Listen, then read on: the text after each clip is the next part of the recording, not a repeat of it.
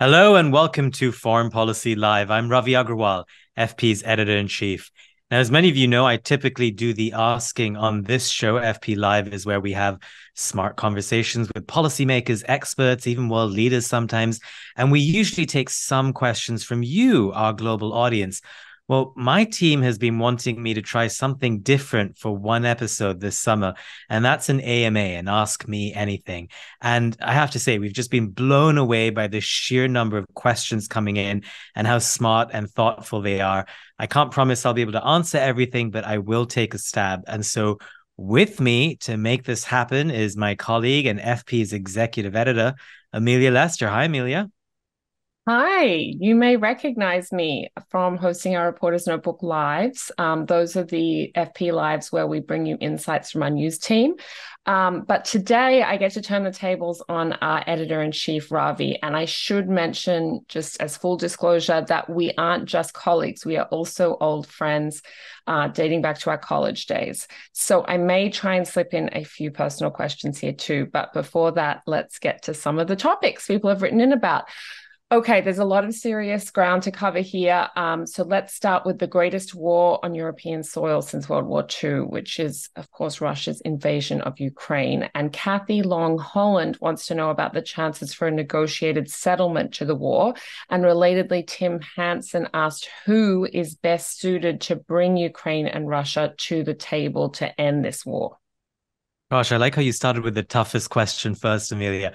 But I think this has been a really tough question to answer when it comes to negotiated settlement because I think as with any war, most wars do end with some form of a settlement. And part of the reason why I think other countries that have been supporting Ukraine have been so hesitant to suggest that anyone other than Ukraine should lead the charge in sort of deciding when the moment is right. Part of the reason why that's been so hard is because Ukraine has surprised everyone from day one with the way in which it has fought this war. It has defended itself. It has surprised on the upside through its courage, through the fact that, were you to speak not just to politicians or military people, but average Ukrainians, all of them will say, we're going to fight till the bitter end. And so when you have that kind of a situation where a country is as united as it is as determined as it is, it's very hard for outsiders to say, you should negotiate because really, I think in this case, more than in other cases in history or other parts of the world, you really want to let the Ukrainians decide for themselves when they feel ready to sit down at the negotiating table. And so I think a lot of that then depends on the way in which this war works out. I mean, as it stands, the counteroffensive that Ukraine began in the summer, I think in June, it hasn't gone as well as it was hoped for. And Russia's really bedded in, both in terms of the mines that it's strewn all over parts of the territory that it took over, the sort of the way they've bedded in terms of their troops just sitting there waiting for Ukraine to move forward and then to be able to shoot back, and then their aerial superiority. So all of that, I think, has moved the timeline for how we're thinking about this. This war could last for years, and if that's the case, 1 year from now, 2 years from now, Ukrainians might feel differently about whether they want a negotiated settlement or not. As the body count rises, as the death toll rises, both sides may see this differently. I think one thing that's clear in this is that Putin can't really be trusted. He has broken every other agreement that's been made before, and he can't afford to lose. So if you use that as a starting point, I think a lot depends on how the Ukrainians feel 1 or 2 years from now and what kind of support they get from the West between now and then. Those are the things that I would look out for. But putting a percentage sort of chance on whether we'll have a negotiated settlement or not, that's a fraught business. Yeah, it is hard right now to see an end to this in any reasonable way, I think. Brian Late has a fascinating question related to it. If Putin stopped being president of Russia tomorrow, what would happen in Russia?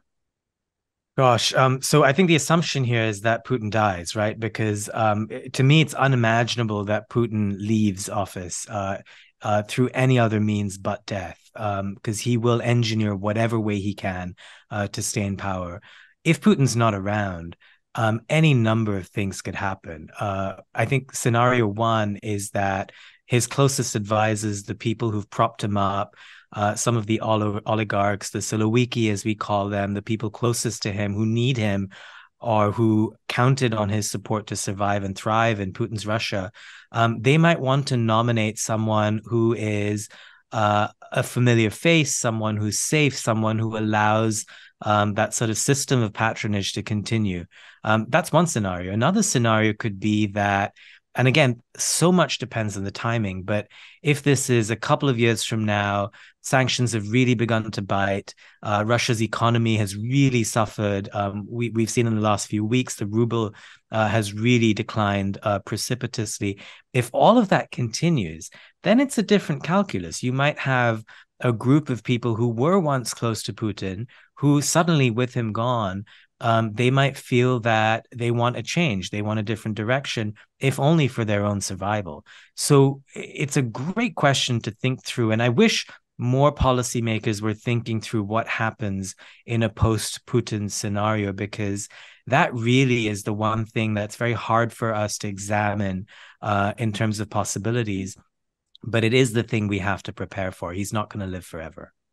Yeah, and I just add to Brian that we've published a few great pieces on this very topic, including Anastasia Edel's piece that sort of examined what would happen post-Putin, and also Lucian Kim as well. So I'd recommend that Brian look those pieces up. One question I had for you, Ravi, related to this is, what do you make now of the Prigozhin's aborted rebellion? Because it's curious to me that he's still alive, that he hasn't disappeared or slipped his mortal coil after all of this. What do you make of that? I know, it's so strange, isn't it? I mean, I think when it happened, as it was playing out, I remember all of us were, just texting each other and glued to the TV to try and figure out where this is headed. And I mean, all of the experts I've spoken to, you've spoken to, it seems like what's the consensus or the conventional wisdom that's emerged is that the deal that Putin struck with Prigozhin through Lukashenko in Belarus, it's almost like a backroom mafia deal. And these are, in a sense, the best way to understand them. These are all mafia leaders who have their own constituencies, their own turfs, their own territories, the people that they count on for support. And in a sense, Prigozhin was needed, basically. That's why he survived. The Wagner Group, or whatever Wagner ends up becoming, that infrastructure was still is still very important to Russia. Prigozhin still has his fingers in many different pots. Presumably, that's been important to Putin and to Lukashenko as well. So I mean, he's clearly been sidelined. He clearly gambled and he lost. But why he hasn't been killed off yet, I think, is a question that we'll keep asking over the next few months, and we're likely to see some more from him as well. Yeah, one thing that I've been hearing is that the rebellion really was more sort of infighting, an expression of discontent with military operations as run by the generals, rather than necessarily a rebellion against Putin's leadership. And perhaps that also explains why he's been lucky enough to escape to Belarus. But yeah, we will continue tracking that story, I think. Mark O has a question that often comes up in debates about US support for Ukraine. It's about the Biden administration's incrementalism. The White House keeps saying it won't give weapon X or Y to Ukraine, and then months later it does. So he asks, what is the Biden White House afraid of? Is it nuclear war? I feel like Marco has been listening to these FP lives for the last few months, because this is a question that we ask policymakers all the time. It's one that we pushed Colin Carl on, who until recently was the policy chief at DoD. But to put myself in, say, a Colin Carl's shoes or Jake Sullivan's shoes, the national security advisor, I think they would say, and they have said, that this is a dynamic conflict, and the administration has had to make decisions based on the here and now, as various parameters change, they've adapted. So right at the start of the war, for example, there were immense fears that Putin may just press the nuclear button. And I think the fact that he hasn't over the course of more than 500 days gives the White House more confidence that if he didn't do it then, he won't do it now. And I think they've also received assurances from India, from China, that if there is a red line in this conflict, and of course there should have been many, but the real red line for much of the rest of the world is nuclear weapons. So it seems to me that fear, the fear that Putin could escalate to that point, that fear is a bit diminished. But one other reason behind the Biden administration's incrementalism is just that they don't have enough. One reason why they sanctioned the use of cluster bombs, for example, is because even though the United States doesn't use it itself, and Ukraine has been using it, it's come in for all this criticism from human rights activists. But part of the reason why the Biden administration sanctioned it is that they've been running out of other forms of ammunition that they need to give Ukraine. I mean, stuff like just bullets.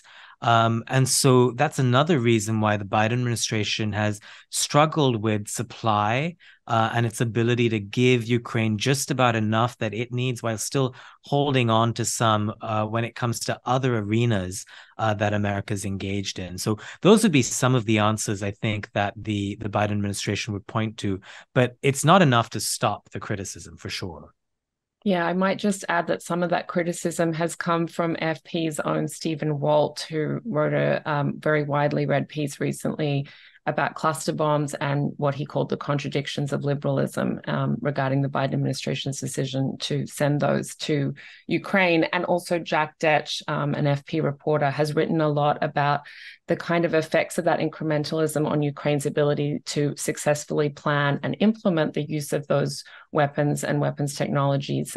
It sort of resulted in a little bit of a ragtag army because they are never able to really plan ahead as to what they'll have next. But let's get to China, which is a topic area where we have a lot of questions coming in. Adriano Arietti has an interesting structural question. Do we really believe, she asks, that the US can successfully contain China if the administration in power changes every 4 years?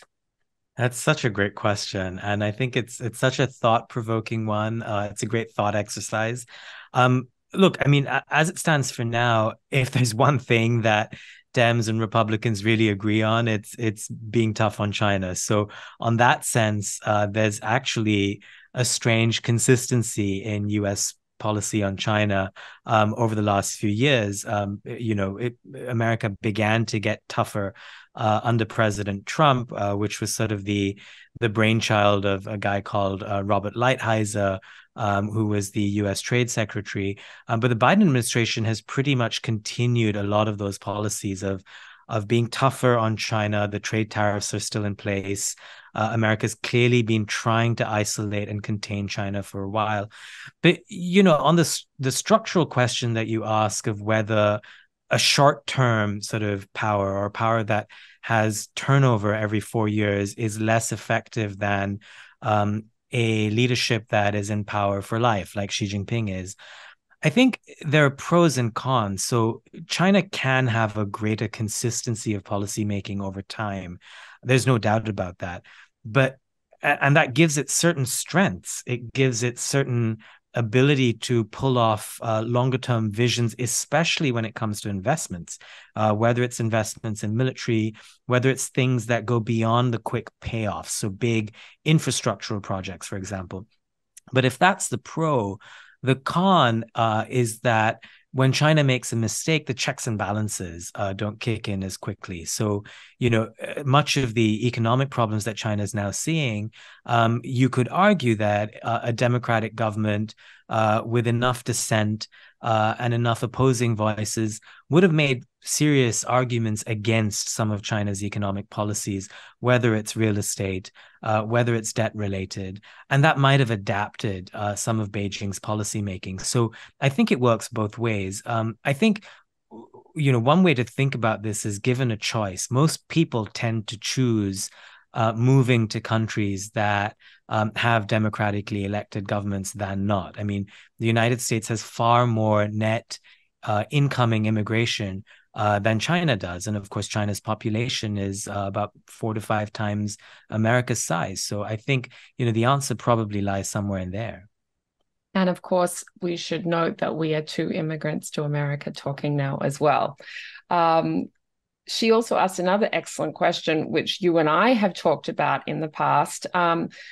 It's one of those big questions that feels so obvious and yet has no especially obvious answer, which is that the Cold War stayed cold. Why does US China competition have to move into an armed conflict phase? It's such a great question, and it doesn't.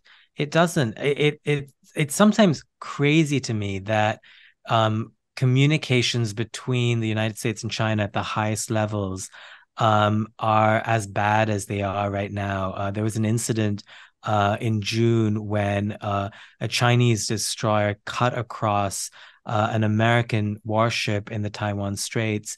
And it was really close and really dangerous. Not only should that not have happened, but the fact that there weren't communications between the two sides in the lead up to that or after that is extremely worrying to me. I think we need more voices questioning US lawmakers, but also Chinese lawmakers about some of the rhetoric that we're hearing on either side, the sort of jingoistic, bellicose rhetoric about moving into an armed conflict phase. No one wants it. There's no need for it, really. The two sides do have disagreements, but they need each other much more than they don't. I mean, all of that seems obvious. So it really doesn't need to happen, is the answer. Daniel Liu asks, how much does the rest of the world not want the Chinese economy to do poorly? I would say most of the world doesn't want to see it happen. If you look at countries across Asia, across Africa, for example, there was a time 15, 20 years ago where you couldn't say this, but today almost all of these countries in the global south count China as its top or second or at worst third biggest trading partner. None of these countries want a Chinese precipitous decline. If you look at the big commodities boom, I mean, Amelia, you grew up in Australia. Much of the Australian boom in the 90s and 2000s was a commodities boom from China's excessive demand for commodities around the world. So mining, for example. To suddenly take that away or to wish for a precipitous Chinese decline is not something that the rest of the world wants to see. Now, there's a flip side to this. If you're India, for example, you're looking at some of the multinational business that's leaving China, and you're seeing some of that come to India, if it's Apple or Microsoft. And you're not resisting that. You want that to happen. But at the same time, you don't want China to do poorly. I mean, the word poorly in that question is what struck me. If you're an American policymaker, you want America to grow at par with China so that the current status quo is maintained at the very least. Other countries don't see it that way. Yeah, I might just add that Rishi Iyengar, who was our tech reporter, wrote a piece about Apple's announcement that they would be diversifying their supply chain into Southeast Asia, including Vietnam, in the coming years. But I agree that said, I don't think Vietnam wants the Chinese economy to tank. Philip Ivanov, who is the chief programming officer at the Asia Society, asks, how do you think a slowdown in the Chinese economy, especially if that slowdown accelerates, may affect China's relations with the US and Russia? That's a great question, Philip. I think, traditionally China has sort of bided its time to rise economically before it sort of became more expansionist in its foreign policy, before it became more ambitious on the global stage. So one school of thought could be that were China to slow down, were that slowdown to accelerate, that China would then retrench its ambitions because it is historically been used to acting through strength. And when you take that strength away, they'd be less likely to act. They'd go back into biding their time phase. The more worrying perspective, and Hal Brands has written about this in Foreign Policy, so has Michael Beckley, and that's the perspective that a Chinese decline is dangerous that when you have a country that has predicated its entire political system on, very fast economic growth, when you take that away, you get all kinds of social stability. That social stability instability could lead to someone like Xi Jinping acting out. And what form that acting out takes, whether it's a toxic mix of nationalism that then leads to a bad military decision, either in Taiwan or somewhere else, where leaders just get desperate to provide people with big news in the foreign policy realm. That's something that worries, I think, Western policymakers immensely, and it's something to watch out for. All the more reason, going back to the previous question, to not hope for a precipitous Chinese decline. I think, the whole world kind of needs China to stay the way it is, in a sense. Too fast growth is not great, but a rapid slowdown would also not be great. Charles Leung asked, what do you think about the China-India relationship in the long run? So these are two countries that have fought wars in the 60s and 70s. They've begun to skirmish again over the last 4 or 5 years. China has, I think, really taken the lead in the sense that there's this term called salami slicing, which basically means what you think it means, where a country can kind of take off parcels of land and sort of co-opt them. And China's done that in India. India refuses to acknowledge publicly that it has lost parts of its northeastern border to China. And the reason why India doesn't want to even acknowledge it in public is that were it to acknowledge it, it has to act, and it doesn't want to act. It is the weaker party in this case. So, if you look at the India-China relationship through that lens primarily, India is running scared.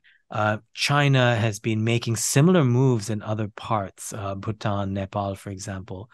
Um, it's quite likely that India will look at China's ambitions and just want to wait and watch right now, kind of do what China did over the last 30 years, which is to bide its time and to rise and to hope it can just bury these military differences, the border differences for now. China, on the other hand, I think the reason why it begun to take some territory is it just wanted to be in a better position.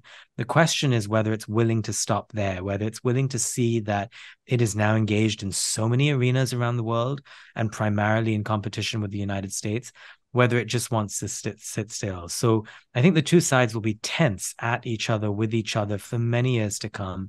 They're clearly the two biggest powers in Asia. That's not going to change. 3 billion people between them and growing. That really is the relationship to watch, I think, in the 21st century. I just wanted to mention two FP lives that people might like to look up here, Charles, in particular, given that you asked that fascinating question. The first was a debate, and that's why I love the FP lives, because the format allows for the real sort of in-depth exploration of different perspectives that we want to engage with at FP. Has China peaked? It was a debate between Michael Beckley and Keiyu Jin. That is worth looking up. And then also the other one that I really liked related to this was when you spoke with Ashley Tellis about whether America is making a bad bet on India. And that's probably another relevant one for Charles to look up as well, because that did touch on India's relationship with China. Speaking of India, let's move to that topic. We just did an FP Live on the ethnic violence in Manipur. Anish Esteves asks if America has a stand on the situation there. So it does, and it kind of wishes it didn't. America's ambassador to India, Eric Garcetti, he publicly said, if you need us, we'll step in. Or we'll help out, we'll offer to help. And that just generated a really adverse reaction in India. India's in a moment where it just doesn't like to see Western powers or any other countries make any move at all to interfere.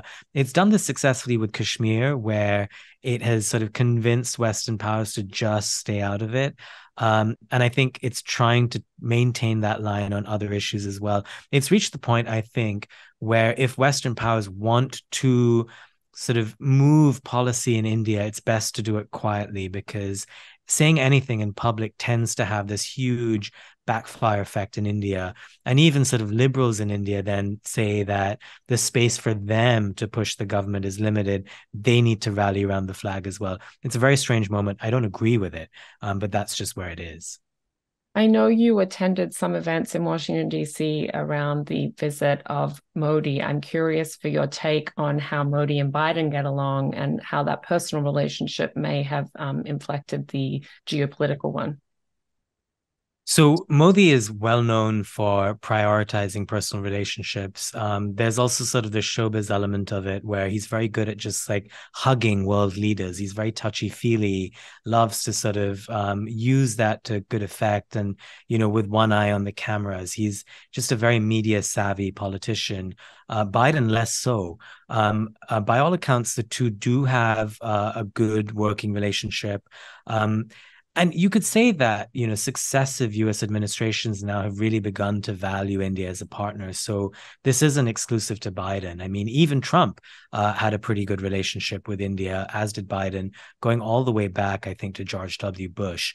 With Modi, Biden in particular, I think they've been clear that eyes on the prize, focus on the big deals that we can announce, tech cooperation, defense cooperation. There was a time when India was reluctant to ally too closely with the United States, in part because of its non-alignment policy. That era is gone now. I think India wants to ally more closely with the United States, and a lot of that has to do with China. I think India realizes the global climate has changed. It wants to pick and choose, but it also wants to be very transactional. America's a great transaction friend. Let's move to general US foreign policy then. Joseph Britt asks, can you discuss how foreign policy decisions are made in the Biden administration compared to its recent predecessors? Yeah, that's such a great question. I mean, obviously, there's a huge reliance on policymakers. Biden actually doesn't talk too much about foreign policy in public. I mean, of course, he's made several gaffes, for example, on the One China policy. But it's clear that there's a heavy reliance on policymakers such as Jake Sullivan, the National Security Advisor, who many will agree is the most powerful national security advisor America's had in a generation, perhaps. I think one of the interesting ways through which to examine current US foreign policy under the Biden administration is economics. There just seems to me to be a real realization that the American heartland was hollowed out through unfettered globalization, through industrialization, urbanization, the rise of technology.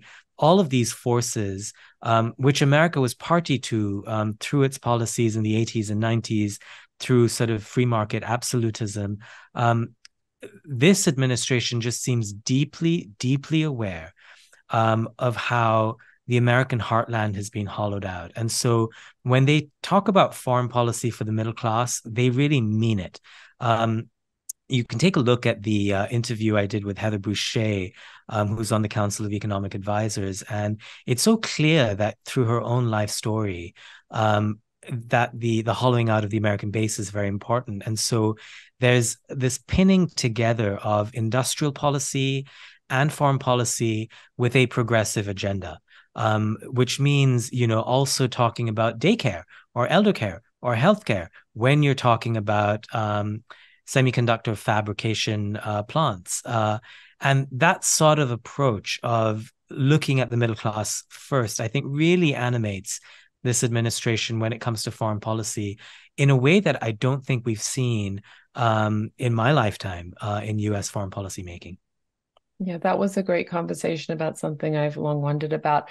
Mehdi Askari, I'm sorry if I pronounced that wrong, says, isn't the West compromising its own principles of free trade and fairness in the policies that the United States is pursuing in defeating China as a serious challenger to its global hegemony? I mean, the short answer is yes. US policymakers don't like to hear it. But in sort of launching the RA, for example, which I think Europeans have rightly called protectionist, that does go against US principles of free trade and fairness. And there's a good reason why many US allies are criticizing America for its industrial policy. Now, everyone does it. Everyone's doing industrial policy, but it goes against the rules. Similarly, America pulling out of the Trans-Pacific Partnership, for example, which was initially designed to keep out China, and now they're desperately trying to get China in without America. A lot of that sort of speaks to a frustration, I think a global frustration with America, where it's becoming increasingly clear that America only wants to be part of clubs that it is leading. It doesn't just want to be a member of a club, it has to lead the club for the club to work. And that's a criticism you'll hear from many people who write in foreign policy. And there's merit to it, I think. And I do wish American policymakers engaged with it a bit more and accepted that, the unipolar American moment, American hegemony, is not what it was. And that reality on the ground, which other countries can smell, America needs to see it too. Howard French wrote a great recent column riffing on this idea, and it was sort of pegged to the coup in Niger, and sort of saying that every time the US looks at an event abroad only through the lens of what it means for its own strategic interests, it kind of misses the broader point and also erodes trust worldwide. So that might be worth looking up. Also, Mehdi, I want to mention that our last print issue was very much on this topic. It was a debate about whether American industrial policy is unfair, what made in America means for the world, and that print issue is up on our website at the moment. And that Adam Posen essay has gotten cited so many times. It's one of the most, I think, one of the most influential essays we've published this year, which really makes a strong critique against US industrial policy. Yes. On diplomacy, Mo wants to know whether you think the current UN Security Council permanent members with veto power are still relevant. And this is a very pertinent question, given that everyone's preparing for the UN General Assembly in New York next month. Well, the permanent members are relevant. The US is relevant, Russia's relevant. But part of the problem is the Security Council itself is just absolutely stymied, absolutely jammed up. They can't do anything because of the veto power. I mean, they can't sanction Russia properly. They can't reform the institution. Everyone knows that the UN is stymied by too much bureaucracy. It doesn't give enough power to developing countries. The global South is clamoring for a voice. Today, if you were to build an actual United Nations, it would be crazy for India to not have a seat at the top table, but it doesn't. So for all of those reasons, the UN Security Council is just, a group that doesn't actually get things done. Much of what they do is politicking and favor making, and it's just not effective. Moving on to another topic that we covered in the most recent print issue, which is AI, artificial intelligence. And we really decided to cover that in a print issue, Ravi, I think, because we knew it was a huge topic. We didn't understand it. And we also noticed that no one was talking about AI as it related to geopolitics. So that's what we set out to explore in our commissioning for that print issue. So having said that, and having read everything that we commissioned on that topic, Mariano asks, do you think new technologies like generative AI and deep fakes will constitute a significant risk for the future of democracy? I think they will. And I think we haven't grappled with it enough. I think if you look at this through the lens of disinformation, and you look at how easy it is now to produce videos that, look and sound like a world leader speaking when in fact that person didn't say those words. Now imagine the power of putting out a video that purports to be, say, Zelensky speaking about something, and it's saying completely the opposite of what he would say, and you distribute that video across social media. Some people will believe it, and that's incredibly dangerous. And I don't think we've begun to fully grapple with the fact that generative AI and deepfakes, they have the ability to make us lose faith in our eyes and our ears, or not, because it will fool us. So that worries me immensely. And I just don't know if we have the tools right now to detect when these things are being used, nor do we have the tools to resort to sort of bigger institutions that we have trust in. There are fewer and fewer arbiters of what the truth is. It's easier and easier for us to live in silos, and therefore it's easier to exploit those silos.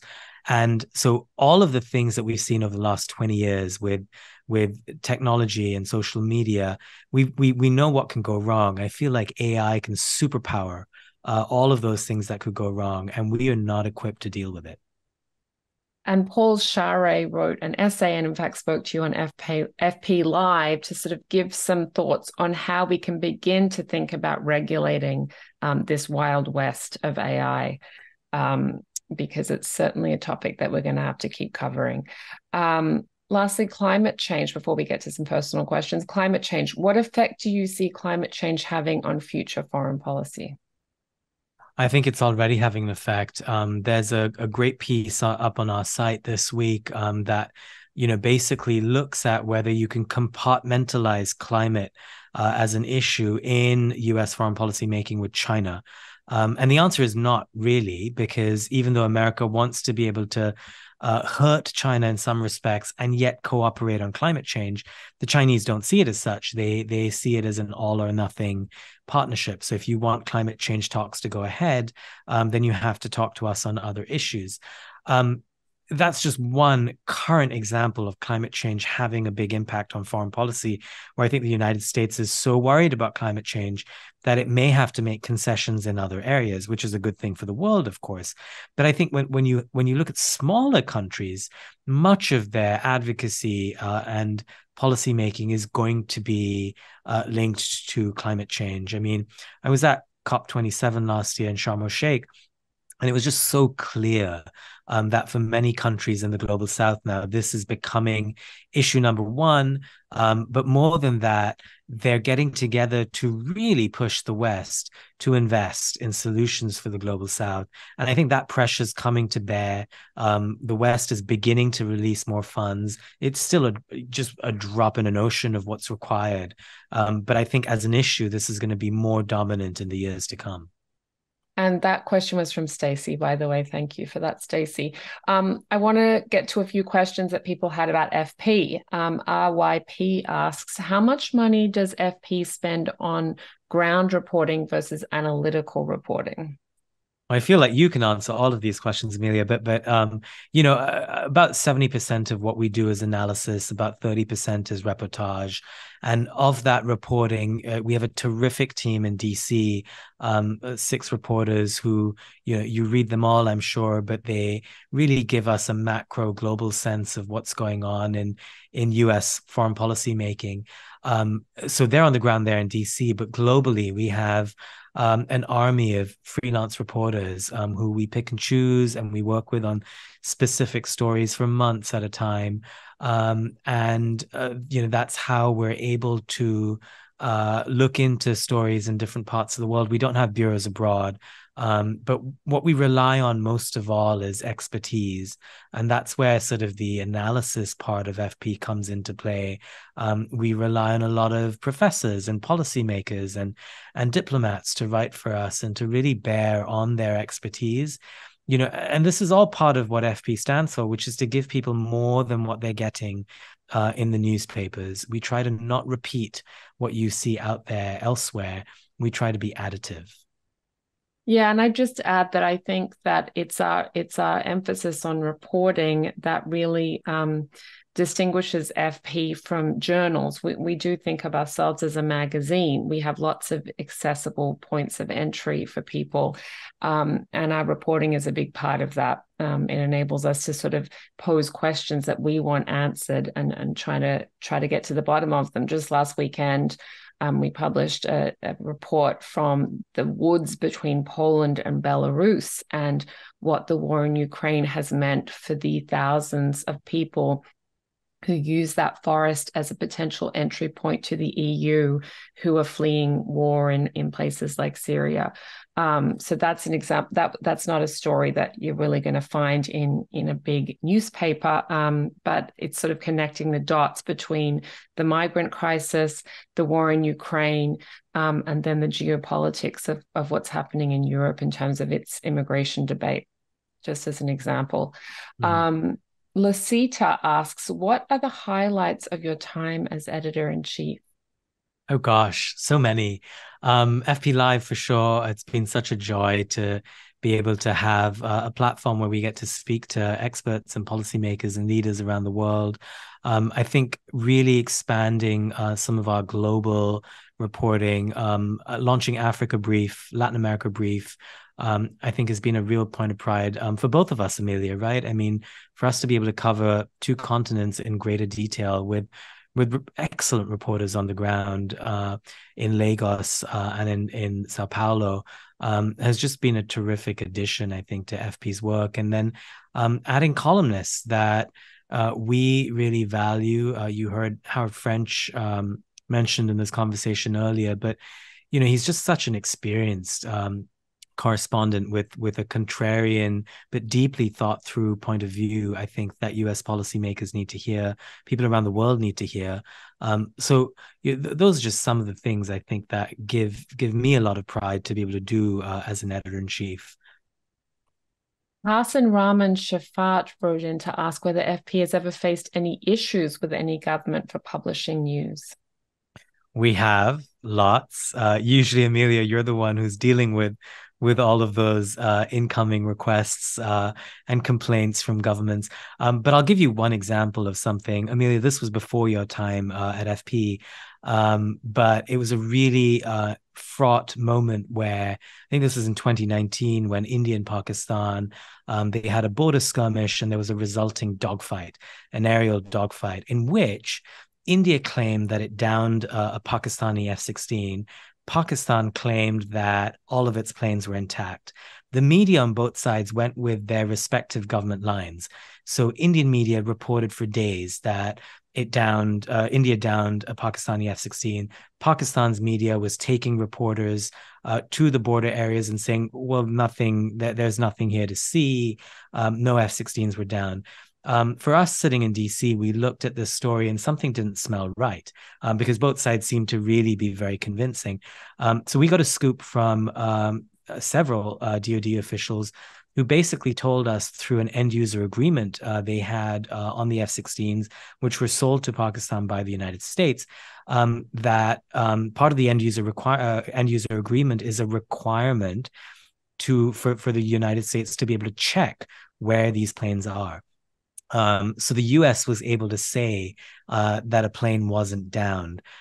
We ran with that scoop. And of course, India denied it. And we were sort of in the news and in the news cycle in India for a hot day or two. We stood our ground, of course, because our sources were robust. But it was a moment where it was very clear that, not only the Indian government, but also large parts of the Indian media were just completely unwilling to engage with our reporting, which we Wow, stand by. that sounds like an interesting one. We're going to get to the point where I roll up my metaphorical sleeves and ask you a few personal questions. The first one I'm really curious about is what was the moment for you that made you realize you wanted to be a journalist? Take us to that moment. Oh gosh, this is the part of the interview I've been dreading the most. I think I just always knew, Amelia. I mean, I was a student journalist when I was a student. I always loved to tell stories, and I think just working backwards from the way my brain works, this was also the only thing I could do. So I think as a kid, I gamed out what are the things that I'm good at and not good at, and the things I was not good at was a very, very, very long list, and journalism just seemed like the thing that I could do, that I was interested in, that would allow me to travel, that would allow me to read the news and engage with the news, all the stuff that I love doing. I just wanted to be a part of it. And I didn't know exactly at the time what form that would take when I was in my teens or in my sort of early 20s in college. But I feel like anyone who's known me through that period knew that this is what I would gravitate towards doing in some form. Here we are. I thought you were going to talk about the fact that we bonded over our mutual love of an Indian children's magazine, which was around in the late 80s and early 90s called Target. That's right. I loved Target. So did you. See, Amelia, this is why you always edit anything I write. That is a better answer than I gave you. That's true. Most listeners and viewers and readers of this trifecta of a media product will not know what Target is, but it was an amazing children's magazine in the 80s and 90s in India. It had everything from cartoons, but also like good essays in journalism that, yeah, helped me fall in love with the written word. Well, speaking of the written word, you worked as a TV reporter for years, and the fact that your backdrop is always a 10 out of 10 on Room Rater is testament to that. And mine is jerry rigged with high chairs. What was it like to transition to a magazine from TV? It was both difficult in some respects and easy in some. I think the easy bits were the news is the news. A lot of the topics that we cover are topics that I've covered all my life as a journalist. And the team is just a wonderful team that I think, and you'll attest to this as well, that's welcoming and there's a great sense of camaraderie and it's a very good environment where you can easily admit to things that you don't know how to do. And so, I think when I joined FP, which is now 5+ years ago, there were things I could bring to the table and there were things I just didn't know how to do. And I have to say the team was just great in bringing me up to speed in aspects of magazine making and editing, long form essays that I wasn't that adept at, but was so happy to learn. And I've learned from you as well, Amelia. I mean, you've had a longer, much longer magazine career than I have, and it's just wonderful to have a team that you can grow with together. So we both arrived in the United States in September 2001 to go to college here, and somehow we're still here, and we've both become American citizens along the way as well. What's what do you make of how the US has changed over the last 20 plus years that you've been here? Wow. I want to put that question right back to you at some point, but um, America's changed dramatically. I think the polarization in this country is not something that I imagined would happen in 2001. I think we had begun to see the beginnings of that in Congress through Fox News, perhaps. That was also the time of the Iraq War. But people reached across the aisle. The binaries weren't as strong as they seem to be now. I think that level of polarization over the last few years has shocked me.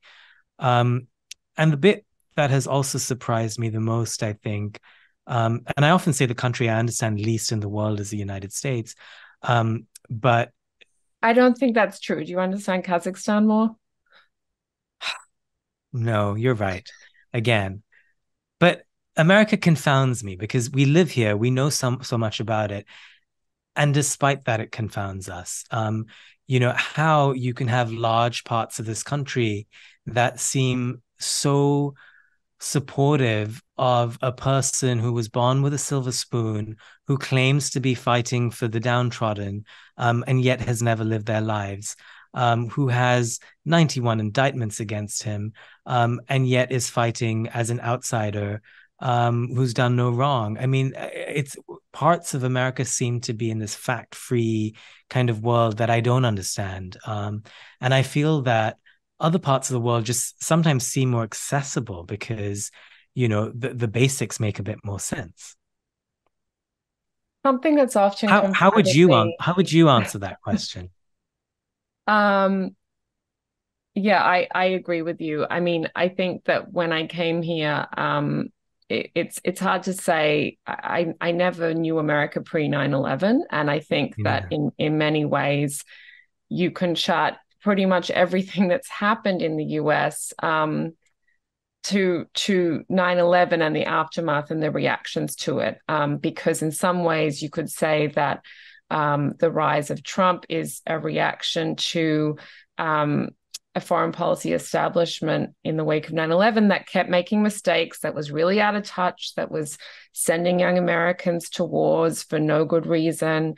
And so to me, it all kind of stems from that event. But I think that as you have, I've spent some years abroad and come back to the US. And what really struck me when I returned, I was out of the country from 2016 to 2019, was the sense of division and polarization and animosity that unfortunately now seems to permeate American life, which is a bit depressing. So let's move to something a little more fun. What's the book on your Uh-oh. bookshelf? It's not too bad. What's the book on your bookshelf that's a guilty pleasure? I'll go first since you're looking at my bookshelf. I love the Beatles, and there's a lot of books about the Beatles behind me, Oh, as that's well as cool. George R.R. Martin's Game of Thrones. But you tell me, what's your guilty pleasure books wise? Well, actually, on my bedside table right now, I have a book called Meathead, which is a how-to on grilling. It's like amazing details on different kinds of meat, and I've sort of been learning a lot about grilling because I'm trying to do more of that in the summer, and that's a gift from my father-in-law. But I think that one book that's sort of behind me to the left that you can't really see on the screen, that I often do go back to is Naipaul's. V.S. Naipaul's House for Mr. Biswas. It was a very influential book for me. I read it in my late teens, and I often go back to it because each rereading of it kind of adds new layers of understanding. And I just think he was such an insightful writer when it came to emotions like guilt or shame, and he's often described himself as shipwrecked. The sort of the kind of journey that his ancestors made from India to the West Indies, and that he made from the West Indies to England. And I think the idea of shipwreck is one that I think about a lot, and he's been very insightful on that front. So I adore that book as well. It's not technically a guilty pleasure, but I'll allow it for this. Finally, I had to ask you a food question. Yeah. You've lived all over the world, New York, London, New Delhi. What dish do you seek out to eat in each place? I mean, so this should definitely be a question for you because you have actually written about food and are, more of a professional in that space than I am. But I'm very better at eating. yeah, Let's put it that so am way. I. So am I. Best dishes.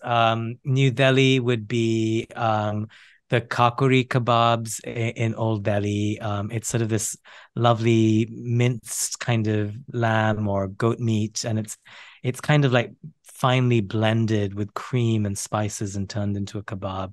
Um, uh, the way some shops in Old Delhi do it is just bar none. In New York, it's probably like a pastrami sandwich From and a where? Barney Greengrass. Okay. I do like Katz's as well, which is great. And I frequent both. And what was the other one? London would be like a posh English breakfast. At a Kettner's or something like that. Do you eat the black pudding? Always. I love the black pudding. Okay, well, I think my stomach is literally rumbling and it's getting picked up on the microphone with apologies to the producers. So I think we need to end this here. Apologies too that we couldn't get to everyone's questions today, but we promise to do more of these in the future. Right, Ravi? I think we'll have to, otherwise our producers will kill us. Phew, I'm just glad we got through it. Amelia, thanks. You're an amazing questioner. And I kind of want to ask all of those questions to you, but we can do that offline. Thanks everyone for watching, for listening. And if you're an insider for reading, we'll be back with regular programming for FP Live very soon. And I hope you're enjoying your summers. Thanks.